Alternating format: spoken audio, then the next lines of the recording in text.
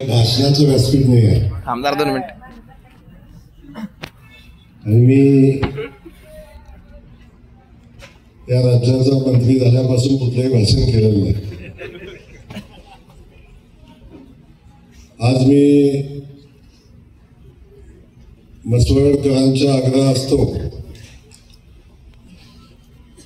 आपल्या सगळ्यांचा प्रेमाचा सत्कार स्वीकारण्यासाठी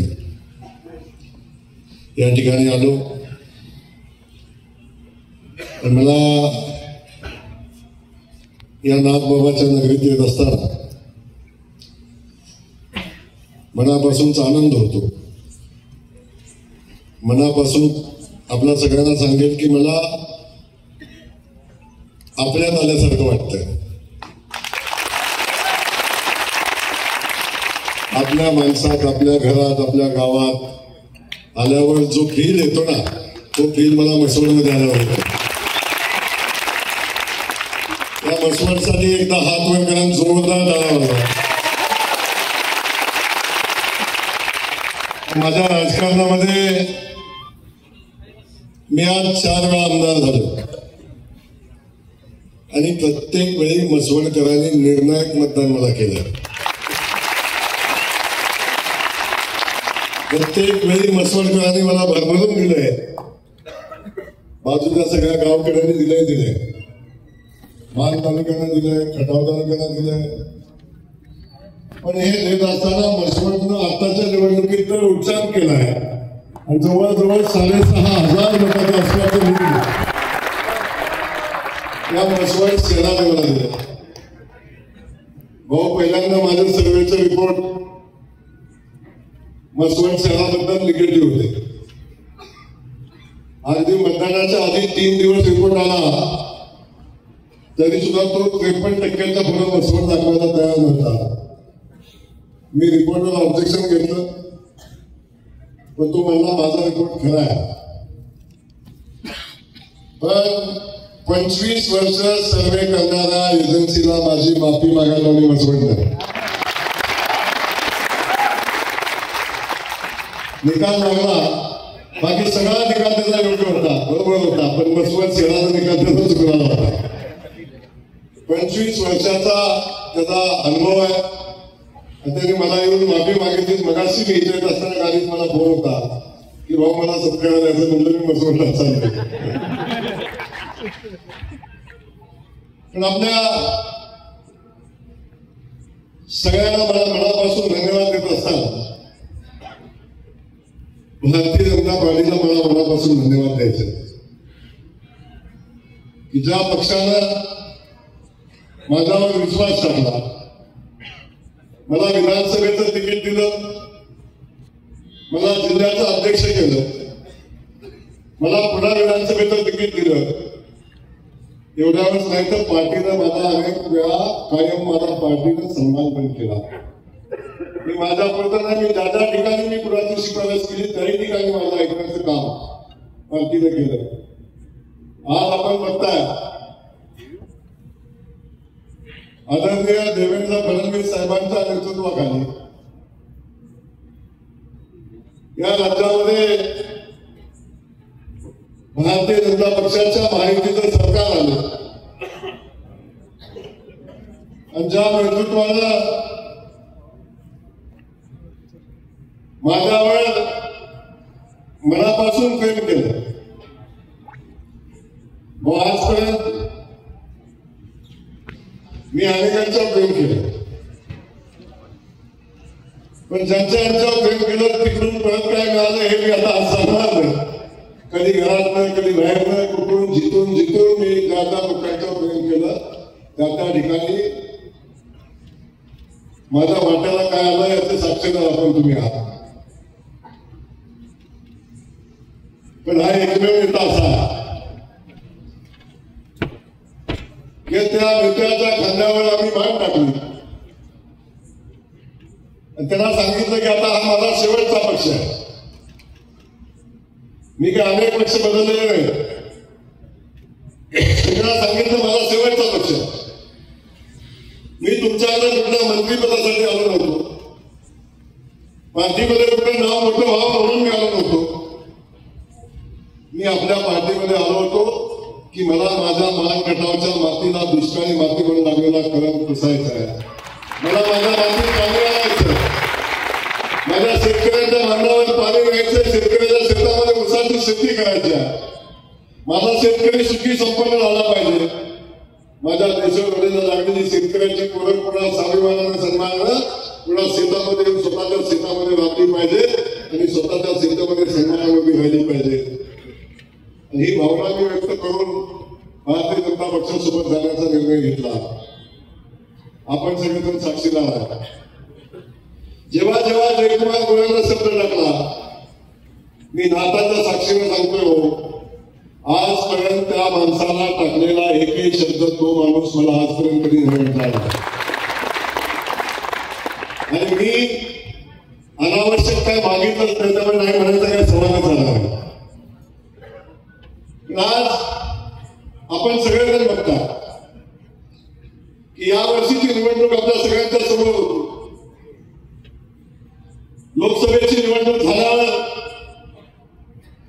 एक वेगळ्या पद्धतीचं वातावरण तयार झालं आणि आता भारतीय जनता पक्ष संपला, भारतीय जनता पक्ष पुन्हा निवडून येत नाही, राज्यात सत्ता येत नाही. माझ्या बाजूचा आम्ही कधी म्हणायचं भाऊ कसं होईल कसं होईल कसं होईल, परंतु मी अनेकदा सांगतो, झोपलेल्या वाघाला जाळं टाकणं सोपं असतं, बरोबर ना? झोपलेल्या वाघाला जाळं टाकणं सोपं असते, पण उठलेल्या वाघाला जाळं टाकणं सोपं नसते. भारतीय जनता पक्ष यावेळी सावध होता. पाठीमागच्या वेळी झालेल्या सगळ्या चुका बाजूला ठेवल्या आणि आदरणीय देवेंद्र फडणवीस साहेब, एकनाथ शिंदे साहेब असतील या सगळ्यांनी या जनतेच्या हिताचं सरकार 2-2.5 वर्षामध्ये चालवलं आणि 2.5 वर्षाचा इतिहास आपण सगळेजण बघताय. या 2.5 वर्षामध्ये आजपर्यंतच्या इतिहासात कधी पाण्याची एवढी कामं मंजूर झाली नव्हती. आजपर्यंत इतिहासात कधी एवढं रस्त्याचं काम झालं नव्हतं. आजपर्यंत इतिहासात कधी गावखेड्याचा असा विकास कधी झाला नव्हता. आजपर्यंत इतिहासात कधी माझ्या माता भगिनीचा सन्मान झाला नव्हता. आजपर्यंत इतिहासामध्ये माझ्या शेतकरी बांधवाचा कधी सन्मान झाला नव्हता. माझ्या कामगार बांधवाचा कधी सन्मान झाला नव्हता. आपण सगळेजण बघताय, कधी आमच्या ज्येष्ठ नागरिकांचा कधी सन्मान झाला नव्हता. या राज्यातल्या देशातल्या प्रत्येक घटकाचा विचार करून आदरणीय मोदीजींनी आणि आदरणीय देवेंद्र फडणवीस साहेबांनी सगळ्यांचा विचार करून सगळ्यांसाठी हे सरकार तुमचं आहे अशा पद्धतीची भूमिका घेतली. लाडक्या बहिणींसाठी योजना चालू केली. 1500 रुपयाची योजना आता 2100 रुपये होईल. अनेक म्हणजे निवडणूक झाल्या बंद होईल, पण आजपर्यंत याच्यावर दुकान चाललं. पण आता देवेंद्र फडणवीस साहेबांनी यांच्या सगळ्या दुकानाला कुलप लावून टाकलेली आहे. आता लाडक्या बहिणीचं 2100 रुपये सगळ्या बहिणींनी ठरवलं. आता आमच्या भावाचं सरकार आज पहिला हप्ता जमा झाला. शेतकरी बांधवाचं आपण बघितलं. आता पाण्याची कामं, पाणी आता येते. पाण्यासोबत माझ्या सगळ्या शेतकरी बांधवांचा विजेचं बिल माफ करायचा निर्णय आमच्या भारतीय जनता पक्षाच्या सरकारनं देवेंद्र फडणवीस साहेबांनी घेतला.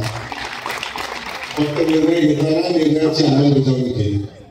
माझ्या कामगार बांधवांना आपण बघितलं असेल, न्याय देण्याची भूमिका घेतली. माझ्या सगळ्या कामगार बांधवांचा सन्मान आमचं मोदीजींचं आणि फडणवीस साहेबांचं सरकार करते. भरभरून भांडी, भरभरून पेट्या, भरभरून लागेल ते बांधकाम कामगाराला देण्याचं काम केलं. दिवाळी आली तर त्याला बोलत देण्याचं काम केलं. असा एक समाजातला घटक नाही की या समाजाला, आमच्या अंगणवाडी सेविकाला कायमचं सरकारी नोकरीमध्ये घेण्याचं काम आमच्या सरकारनं केलं. पोलीस पाटलाचा पगार कुणी वाढवला नव्हता, त्याला कुणी सन्मान केला नव्हता. पोलीस पाटलाचा पगार, कोटवालाचा पगार, अंगणवाडी सेविकांचा पगार, आशा सेविकांचा पगार, हा सगळ्या भूमिका आमच्या सरकारनं घेतल्या. अनेक लोक भाऊ म्हणतात की सरकार एवढ्या खर्चाने कसं आलं.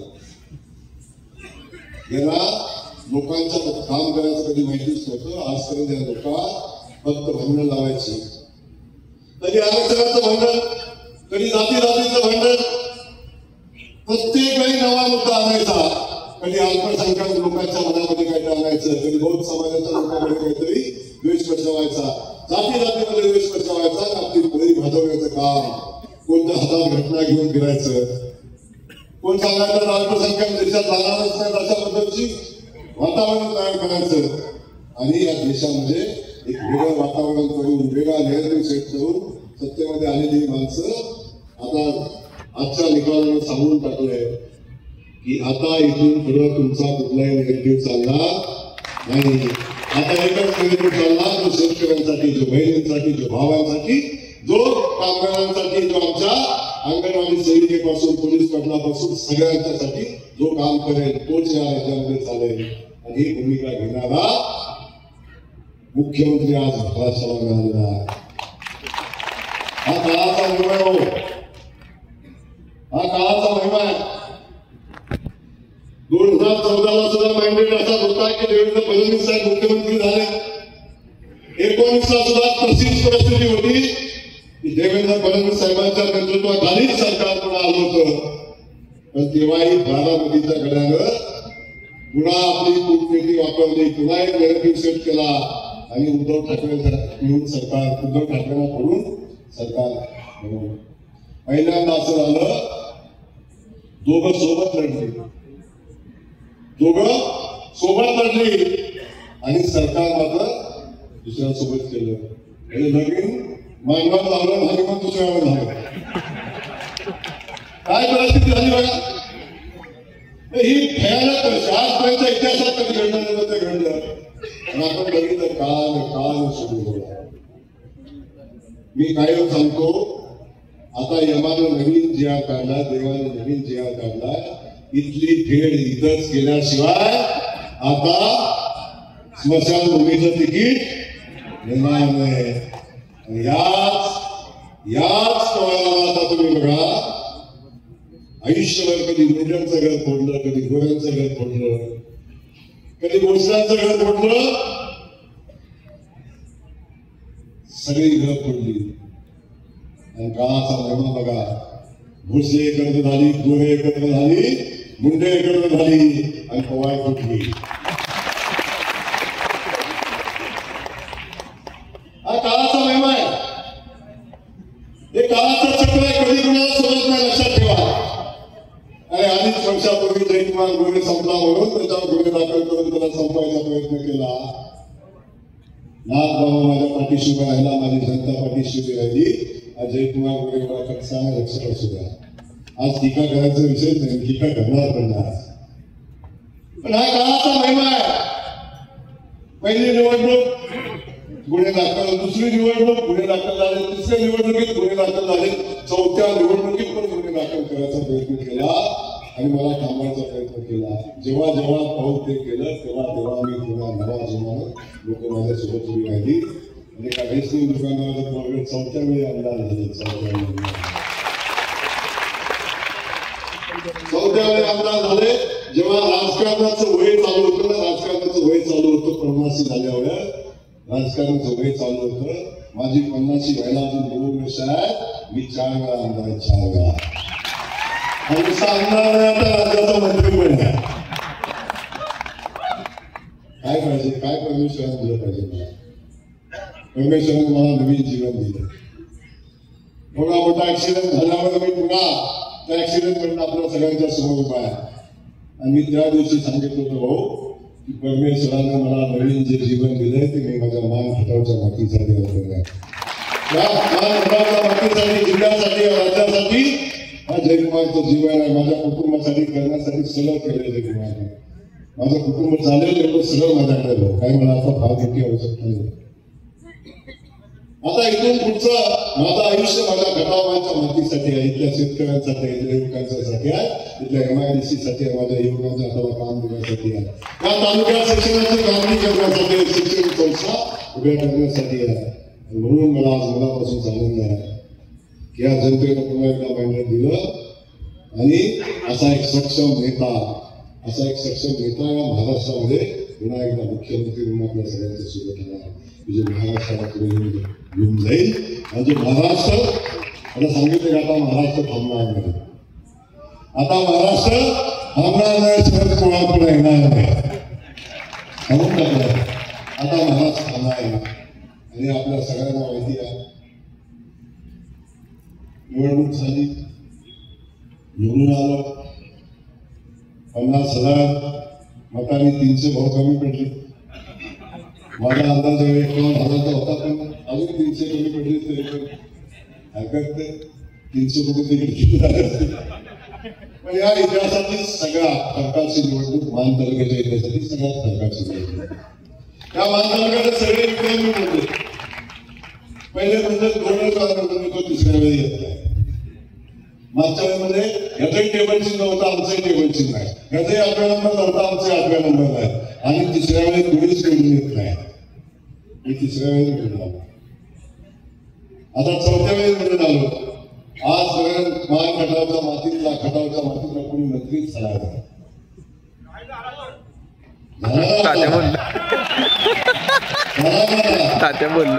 आपल्या सगळ्यांना सांगतो या स्टेजवर माहिती आहे, आज डॉक्टर साहेब आपण म्हटला की आता जयभवान राज्यभर काम करायचं.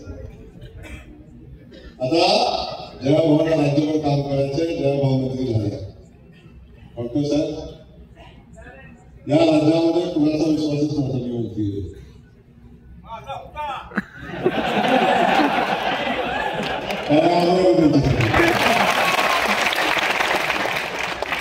या राज्यामध्ये कुणाचा विश्वास नव्हता. मी मंत्री होऊ नये म्हणून अनेक घरांनी एकत्र आली, राज्यातली अनेक घरांनी एकत्र आली आणि त्या सगळ्यांनी मिळून जयकुमार मंत्री होऊ नये अशी व्यवस्था केली. या नाताच्या साक्षीने सांगतो, हा जयकुमार गोरे एकदाही भारतीय जनता पक्षाकडे मला मंत्री करा म्हणून सांगायला गेला नाही.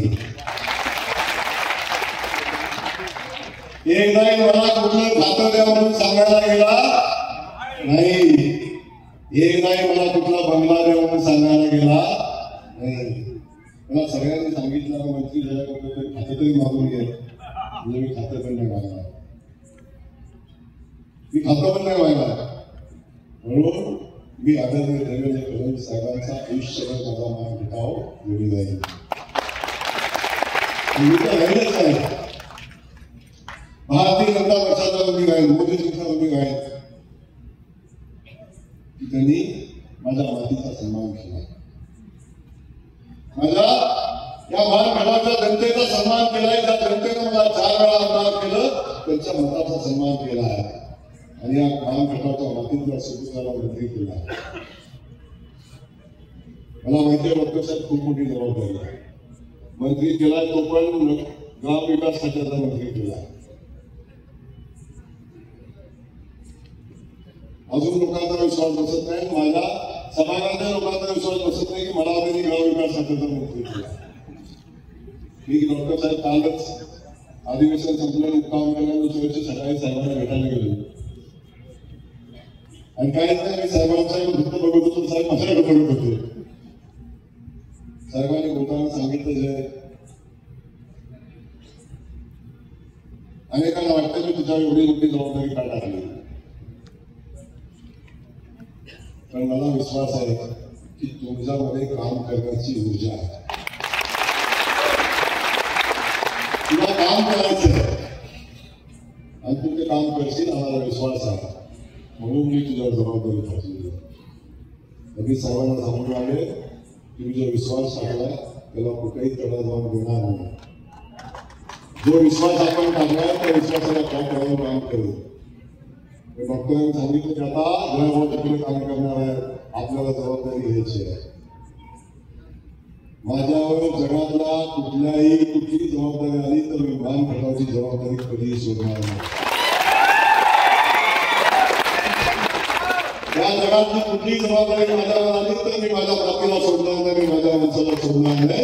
या भागाचा प्रत्येक प्रश्न संपेपर्यंत जयकुमार गोरे आता थांबणार.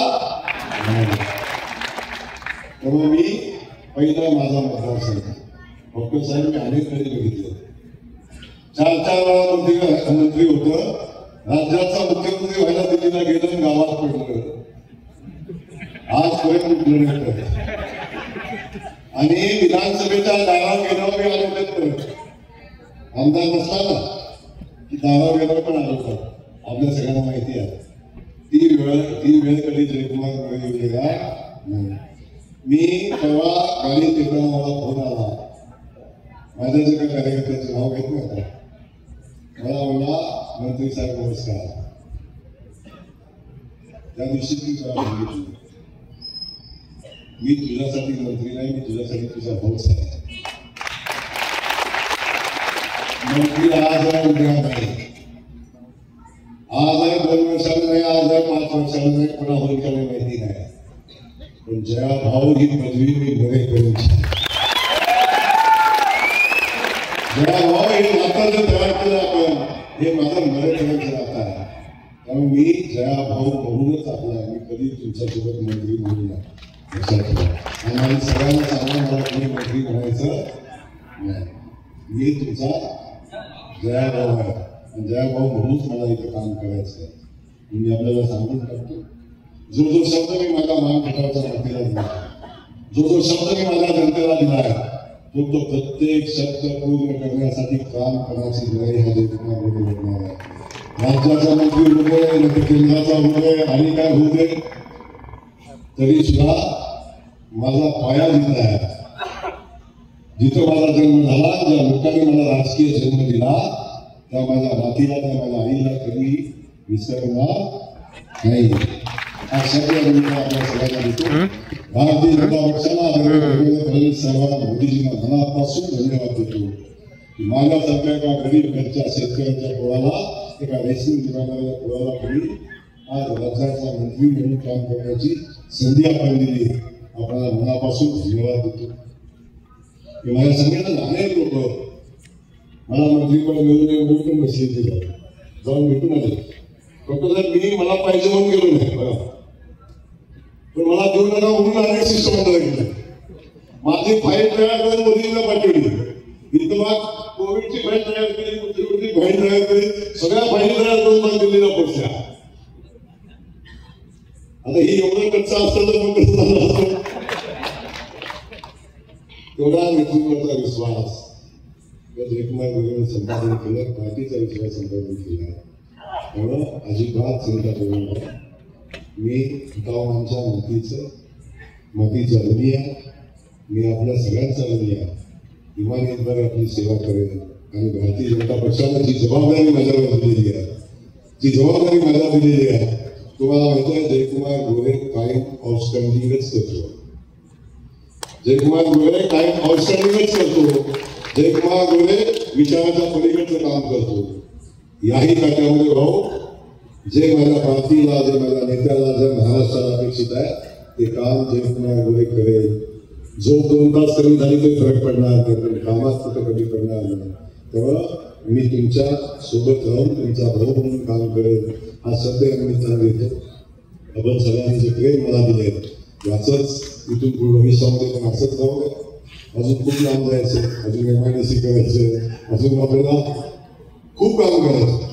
पाणी दादा बघितलं समुद्राला बसतो. भाऊ डॉक्टर साहेब, मला या जनतेचं कौतुक, या लोकांचं कौतुक वाटतं. मी पाणी हिंगणीला जावं म्हणून एवढे प्रयत्न केले. मला वाटतंय मी आधी निवडणुकीतलं काम तिथं होतो. पण हे झाले इलेक्शन आयोगाला जाऊन कंप्लेंट केले, ते तर ठीकच आहे. पण यांनी त्या माहिती दगडत होती घालून यासला होणार या मातीत. आणि ज्याही पायपन दगड घातलं सगळ्यात पहिला माझा सत्कार करायला पण नागपुरात आलं झालं.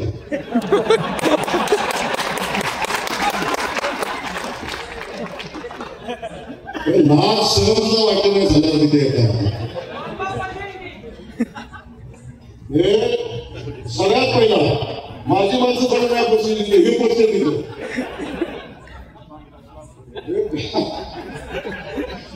कसल्या मातीचा आहे एवढं जगाला माहिती नाही.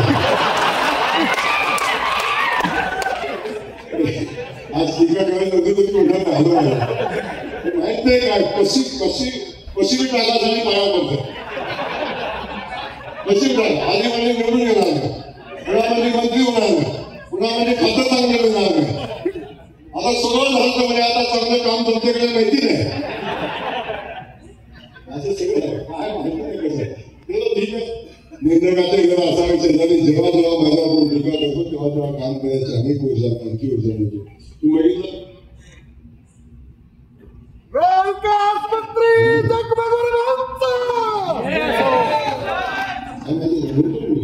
मला चांगलं माहिती मी तर चप्पल आणायचं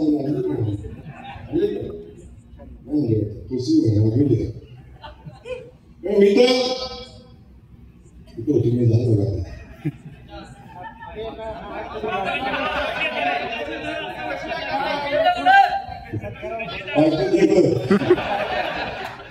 या सगळ्या गोष्टी तुम्हाला सगळ्यांना माहिती म्हणजे मला सांगायचं एवढ्यासाठी आहे की माणसं कसं कसं काय काय म्हणतात आणि अजिबात काय वाटत नाही. अजिबात त्यांना काय वाटत त्याचे कौतुक केलं पाहिजे त्यांचं.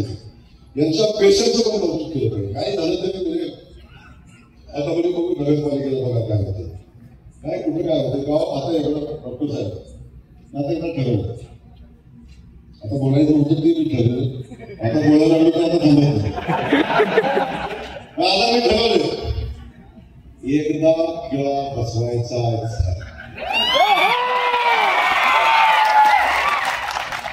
एकदा किडा बसवायचा तर काय ते कधीतरी झेडपीला एखादं वाचते कधीतरी नगरपालिकेला एखादं वाचते आणि पुन्हा जे पाठतंय पुन्हा 5 वर्ष पुन्हा सवयच होत आहे वाटतच नाही. आता एकदा ठरवले एकदा सुत्रा साथ आता हवी कोणाला असतं आता सांगून आता मी गव्हाणला बोलतो सांगतो गव्हाणला तुम्हाला माहिती आहे गव्हा जयकुमार बोलणं सुरुवात नाही कारण निवडणुकीचं शेवटचं मत घेईपर्यंत जयकुमार एवढं लढतो तुम्हाला माहिती आहे. शेवटचं मत घेईपर्यंत आजही सांगतो तुम्हाला गव्हा नाही सांगतो पण एवढ्या खालच्या पातळीवर जाऊन निवडणूक केली एवढं सगळं माझ्यावर एवढं सगळं एक जर तो मला मग गोकुळ कापायला चालले मला माहिती नाही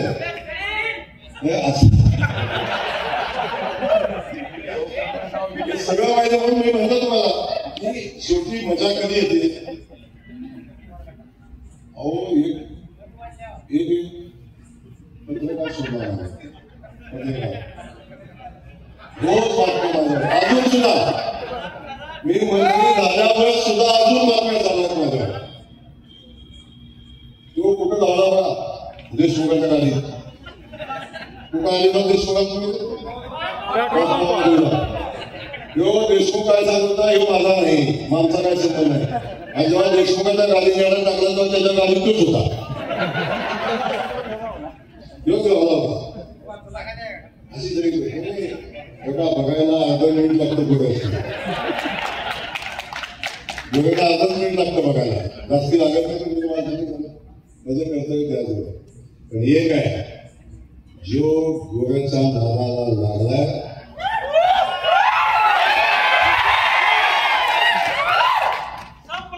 जो गोव्याच्या नादाला लागलाय त्याचा कार्यक्रम देवालाच करावा. माझी गरज आजपासून त्या गावात घ्या आणि बाकी जाऊ द्या जमीन सुद्धा ऐकायला लागली तुम्हाला सांगतो. या गावापासून सुरुवात केली तर जमीन सुद्धा ऐकायला नाही मग देवापुढा बसलं घ्या कुठलं पाहिजे तिथं घ्या एक माझ्यावर बैमानी करून पुढे गेला सांगा मला तुम्ही काळजी नका कोण काय म्हणतंय कुठलं काय किती दाखवत त्याला सांगायचं माझं तू जमतो का मी जमतोय बघा तू बातम्या द्यायचा मी बघा मी असं बातमी एकच बघितलं मी काल फडणवीस साहेबांनी म्हणायचं झाले खरात करतो खरात आता माझ्या पण म्हणजे माझ्या पण बोलतोय ठीक आहे हरकत तू हे का तू बोलत ना आणि मी आज सांगतो का ती लिहितही नाही बोलतो की मी वाचावं पण मी सांगतो नात आहे माझ्यासोबत त्यानं केलेली एकही बातमी जयकुमार गोरेनं बघितली नामचं कशात मी पेपरच वाचत युट्यूबचा विषय सोडा पेपर पण वाचत नाही माहिती आहे घरात विचार मी कधी पेपर हात लावत नाही तर बातमी कोण काय लिहिते बघत नाही मी माझं काही छापून आले बघत नाही मग कोण काय सांगत असतो, कोण काय बोलतो, पत्रकारची भूमिका काय करत असतात. पण समाजात असे काही माहिती असे काही पिढ्या असतात पिढ्या असे काय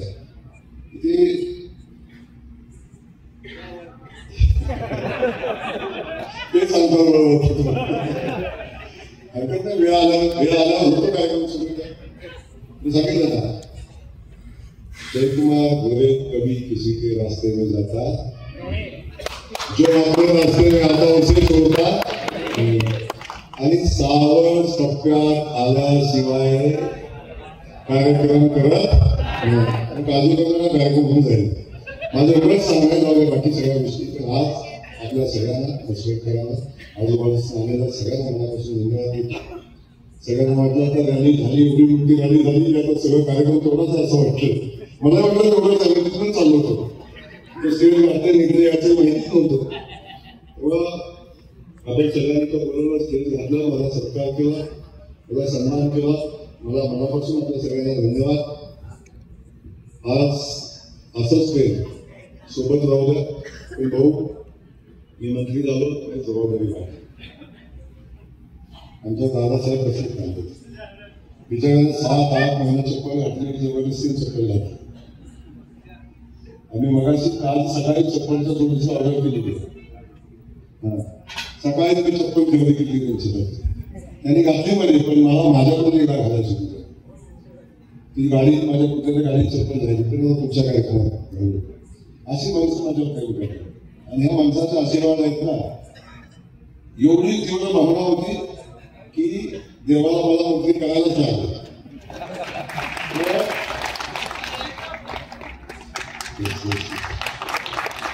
अशी एवढं प्रेम करणारी माणसं माझ्यासोबत आहेत, ते माझं नशीब आहे. दुर्दैवाच्या विरोधात किती काय बोलले तर त्यांच्याकडे ती माणसं नाही, ती माणसं त्यांच्याकडे नाही. एवढंच फरक आहे. माझी काळजी, माझी माणसं, माझ्या प्रेम करणारी आहे. असंच प्रेम आपल्या सगळ्यांच्या सोबत राहू द्या. जयकुमार गोरे कायम आपल्या रुग्णात, कायम आपल्या प्रेमात राहील, एवढ्याच शब्दांनी मी आता निवडणुका येतात, त्या विषयी आता बोलणार पुन्हा बोलू. आणि आपल्या सगळ्यांना पुन्हा एकदा धन्यवाद देतो. आपण जे प्रेम केले, जो विश्वास माझ्यावर करता असाच पुढे राहू द्या.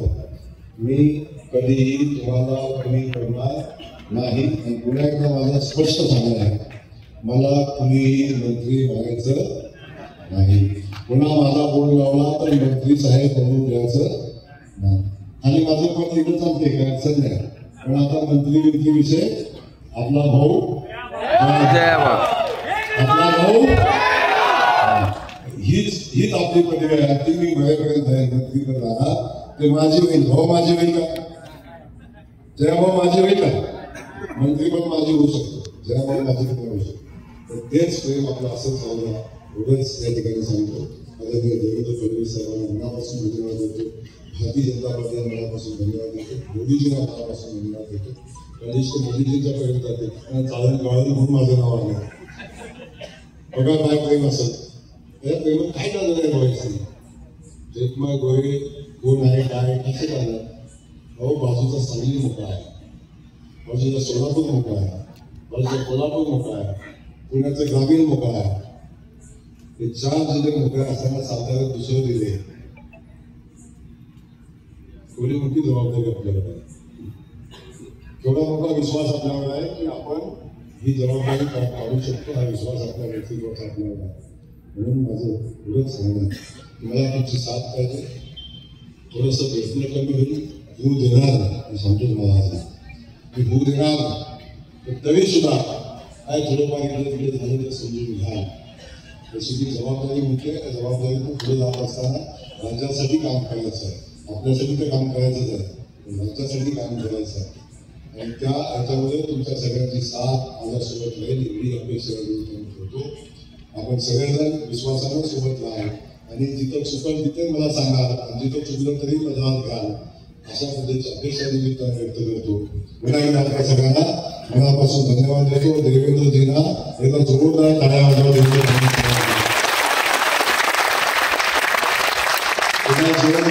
भारतीय जनता पक्षासाठी शेवटचे मोठी टाळी मोदीजींच्यासाठी वाटलं. आणि ह्या सगळ्या शक्तीने, या सगळ्या ताकदीनं आणि एकदा शेवटची तारीख तुमच्यासाठीच होणार. तुमच्या सगळ्यांच्या मनाचे सगळं घडले एवढंच आम्ही ठिकाणी सांगतो. पुन्हा एकदा आपल्याला मनापासून धन्यवाद देतो आणि आजचा कार्यक्रम संपला.